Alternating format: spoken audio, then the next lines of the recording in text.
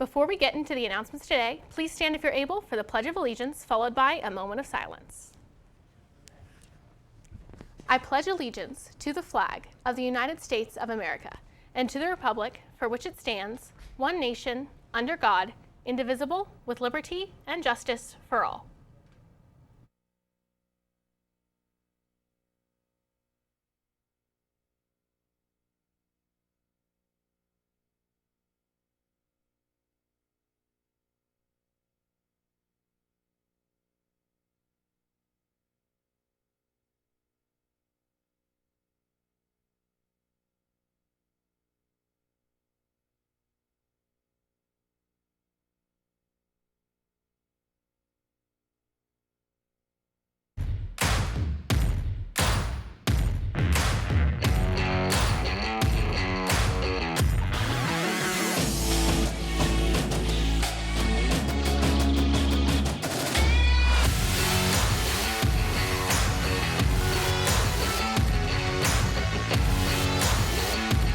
Good morning, East. I'm Lydia Taylor, and welcome to our second announcement show. Let's get started with what's coming up this week. If anyone is struggling with food quantities at home, always remember East is willing to provide what they can to help you out. One of these ways is done through our food pantry, which is open every Friday from 3 to 3:30. If you aren't able to come during that time frame, don't hesitate to reach out to Miss Romansky, Miss Kratz, or Miss Owens to find a solution that works best for you and your family. This week's student e-ticket winner is Cole Horde. You can go to the Dean's office to receive your prize. The staff winner is Miss Gentry. Your prize is in your mailbox.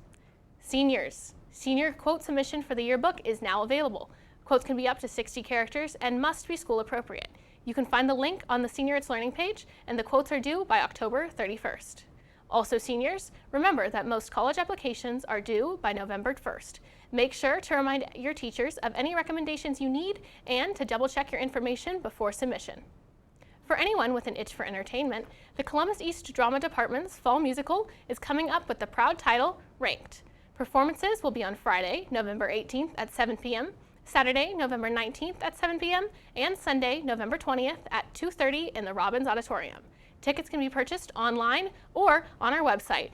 Online on our website on the announcements page for $10 or at the door for $12. Students with a valid student ID can purchase a ticket at the door for $4. If you have an announcement that you would like us to share, please send it to the email east_tv_media@bcsd.k12.in.us. Please have it to us by the Monday before you would like it aired. While Grilled Cheese Thursday isn't new to St. Peter's or the community, it was one of the many things COVID put on hold. This year, St. Peter's is back to offering grilled cheese to high school students every Thursday. They feature flavors such as Mamma Mia, the Republic, and the newest, Taco Grilled Cheese. Since the beginning of the school year, St. Peter's has seen its numbers growing, even over what they were before COVID. And the church hopes to see that number continue to grow.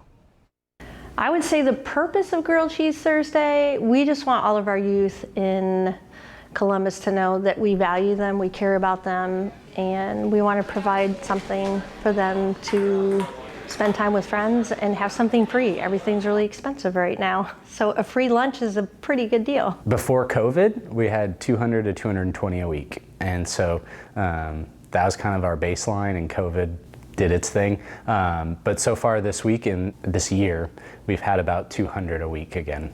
We're more present on social media, and we make t-shirts and fun things like that. But really the students that do come, they feel welcomed, they feel like they belong, they know that they're gonna get good food, and so they start to bring their friends, and that's really where the true growth happens. I think it's changed and progressed because other youth are inviting other people to join them. Just a simple invitation and a meal, I think, is changing people. If you're interested in Grilled Cheese Thursday and want to know more, you can check out SPLC Venture on Instagram and Facebook. Now, for what's going on in the world, here's Matthew Degner with the Matthew Minute.